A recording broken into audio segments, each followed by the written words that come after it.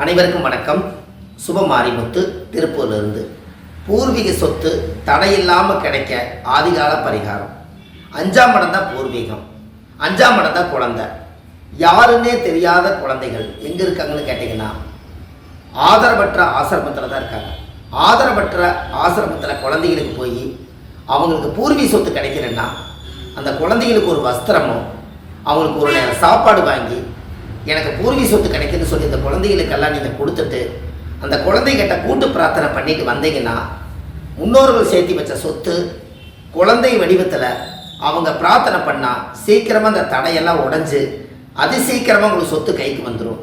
அதுக்கப்புறம் அந்த இடத்த வாங்கி நீங்கள் குலதெய்வத்துக்கு ஒரு பங்கு எடுத்து சாமி கும்பிட்டுட்டு நீங்கள் இடம் தட வீடு வாசல் சொத்து சுகமெல்லாம் வாங்கி சந்தோஷமாக வாழ்ந்து குலதெய்வத்தினுடைய அனுகிரகத்தால் நீங்கள் நல்லா இருப்பீங்க. ஆதரவற்ற ஆசிரமத்துக்கு போயிட்டு வாங்க. நன்றி, வணக்கம்.